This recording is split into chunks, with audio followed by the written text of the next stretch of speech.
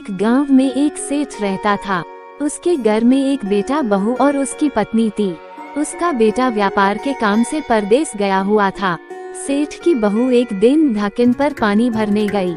घड़ा जब भर गया तो उसे उठाकर घर को जाने ही वाली थी। तभी कहीं से 4 राहगीर वहां आ पहुँचे। एक राहगीर बोला, बहन, मैं बहुत प्यासा हूँ, क्या मुझे पानी पिला दोगी? सेठ की बहू को पानी पिलाने में थोड़ी झिझक महसूस हुई, क्योंकि वह उस समय उसके पास लोटा या गिलास भी नहीं था जिससे वह पानी पिला देती। इसी कारण वहां उन राहगीरों को पानी पिलाना उसे ठीक नहीं लगा। आप कौन हैं? मैं एक यात्री हूँ। यारी तो संसार में केवल 2 ही होते हैं। आप उन दोनों में से कौन हैं? अगर आपने मेरे इस सवाल का सही जवाब दे दिया तो मैं आपको पानी पिला दूंगी, नहीं तो मैं पानी नहीं पिलाऊंगी। बेचारा राहगीर उसकी बात का कोई जवाब नहीं दे पाया। तभी दूसरे राहगीर ने पानी पिलाने की विनती की। बहू ने दूसरे राहगीर से पूछा, अच्छा तो आप बताइए कि आप कौन हैं? मैं तो एक गरीब आदमी हूँ। भैया, गरीब तो केवल 2 ही होते हैं, आप उनमें से कौन हैं? प्रश्न सुनकर दूसरा राहगीर चकरा गया। उसको कोई जवाब नहीं सूझा तो वह चुपचाप हट गया। तीसरा राहगीर बोला, बहन, मुझे बहुत प्यास लगी है, ईश्वर के लिए तुम मुझे पानी पिला दो। अब आप कौन हैं? बहन, मैं तो एक अनपढ़ गंवार हूँ। अरे भाई, अनपढ़ गंवार तो इस संसार में बस 2 ही होते हैं, आप उनमें से कौन हैं? बेचारा तीसरा राहगीर भी कुछ बोल नहीं पाया। अंत में चौथा राहगीर आगे आया और बोला, बहन, मेहरबानी करके मुझे पानी पिला दें, प्यासे को पानी पिलाना तो बड़े पुण्य का काम होता है। सेठ की बहू बड़ी ही चतुर और होशियार थी। उसने चौथे राहगीर से पूछा, आप कौन हैं? मैं तो बहन बड़ा ही मूर्ख हूँ। मूर्ख तो संसार में केवल 2 ही होते हैं, आप उनमें से कौन हैं? वह बेचारा भी उसके प्रश्न का उत्तर नहीं दे सका। चारों पानी पिए बगैर ही वहाँ से जाने लगे तो बहू बोली, यहाँ से थोड़ी ही दूर पर मेरा घर है, आप लोग कृपया वहीं चलिए, मैं आप लोगों को पानी पिला दूंगी। चारों राहगीर उसके घर की तरफ चल पड़े। बहू ने इसी बीच पानी का घड़ा उठाया और छोटे रास्ते से अपने घर पहुंच गई। उसने घड़ा रख दिया। इतने में वे चारों राहगीर उसके घर पहुंच गए। बहू ने उन सभी को गुड़ दिया और पानी पिलाया। पानी पीने के बाद वे राहगीर अपनी राह पर चल पड़े। सेठ उस समय घर में एक तरफ बैठा ये सब देख रहा था। उसे बड़ा दुख हुआ। वो सोचने लगा, इसका पति तो व्यापार करने के लिए परदेश गया है और यह उसकी गैर हाजिरी में पराये मर्दों को घर बुलाती है, उनके साथ हंसती बोलती है। इसे तो मेरा भी लिहाज नहीं है।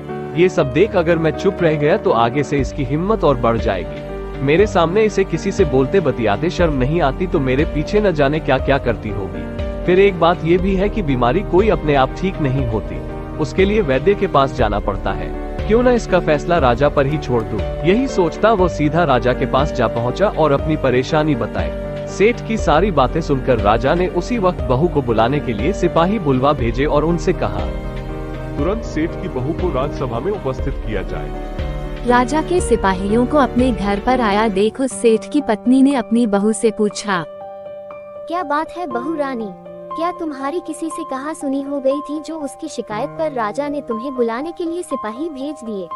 नहीं सासू माँ, मेरी किसी से कोई कहा सुनी नहीं हुई है, आप जरा भी फिक्र न करें। सास को आश्वस्त कर वह सिपाहियों से बोली, तुम पहले अपने राजा से यह पूछकर आओ कि उन्होंने मुझे किस रूप में बुलाया है, बहन, बेटी या फिर बहू के रूप में। किस रूप में मैं उनकी राजसभा में न आऊं। बहू की बात सुन सिपाही वापस चले गए। उन्होंने राजा को सारी बातें बताई। राजा ने तुरंत आदेश दिया कि बहू के रूप में बुलाया गया है। सिपाहियों ने राजा की आज्ञा के अनुसार जाकर सेठ की बहू से कहा, राजा ने आपको बहू के रूप में आने के लिए कहा है।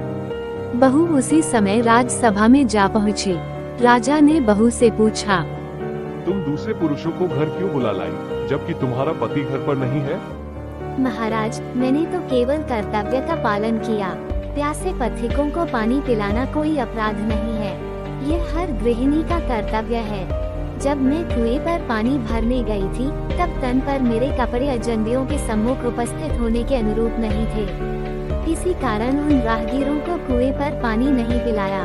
उन्हें बड़ी प्यास लगी थी और मैं उन्हें पानी पिलाना चाहती थी। इसलिए उनसे मैंने मुश्किल प्रश्न पूछे और जब वे उनका उत्तर नहीं दे पाए तो उन्हें घर बुला लाए। घर पहुंचकर ही उन्हें पानी पिलाना उचित था। राजा को बहू की बात ठीक लगी। राजा को उन प्रश्नों के बारे में जानने की बड़ी उत्सुकता हुई जो बहू ने चारों राहगीरों से पूछे थे। राजा ने सेठ की बहू से कहा, भला मैं भी तो सुनूं कि वे कौन से प्रश्न थे जिनका उत्तर वे लोग नहीं दे पाए। बहू ने तब वे सभी प्रश्न दोहरा दिए। बहू के प्रश्न सुन राजा चकित रह गए। फिर राजा ने उससे कहा, तुम खुद ही इन प्रश्नों के उत्तर दो, हम अब तुमसे ये जानना चाहते हैं। महाराज, मेरी दृष्टि में पहले प्रश्न का उत्तर है कि संसार में सिर्फ 2 ही यात्री हैं, सूर्य और चंद्रमा। मेरे दूसरे प्रश्न का उत्तर है कि बहू और गाय इस पृथ्वी पर ऐसे 2 प्राणी हैं जो गरीब हैं। अब मैं तीसरे प्रश्न का उत्तर सुनाती हूँ। महाराज, हर इंसान के साथ हमेशा अनपढ़ गंवारों की तरह जो हमेशा चलते रहते हैं वे हैं भोजन और पानी। चौथे आदमी ने कहा था कि वह मूर्ख है, और जब मैंने उससे पूछा कि मूर्ख तो 2 ही होते हैं, तुम उनमें से कौन से मूर्ख हो, तो वह उत्तर नहीं दे पाया। क्या तुम्हारी नजर में इस संसार में सिर्फ 2 ही मूर्ख हैं? हाँ महाराज, इस घड़ी इस समय मेरी नजर में सिर्फ 2 ही मूर्ख हैं। तुरंत बतलाओ कि वे 2 मूर्ख कौन हैं?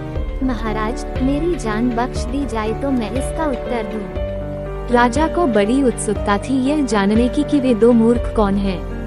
सो उसने तुरंत बहू से कह दिया, तुम निसंकोच होकर कहो, हम वचन देते हैं तुम्हें कोई सजा नहीं दी जाएगी। महाराज, मेरे सामने इस वक्त बस 2 ही मूर्ख हैं।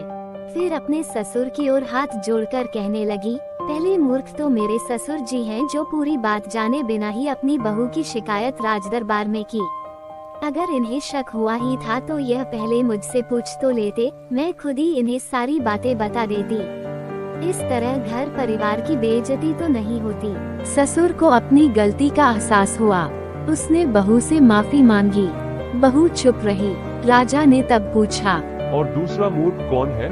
दूसरा मूर्ख खुद इस राज्य का राजा है जिसने अपनी बहू की मान मर्यादा का जरा भी ख्याल नहीं किया और सोचे समझे बिना ही बहू को भरी राजसभा में बुलवा लिया। कहकर बहू वहाँ से अपने घर चली गई। इसी तरह के वीडियोस देखने के लिए हमारे आक कैंपिया चैनल को सब्सक्राइब करो। धन्यवाद आपका बहुमूल्य समय देने के लिए।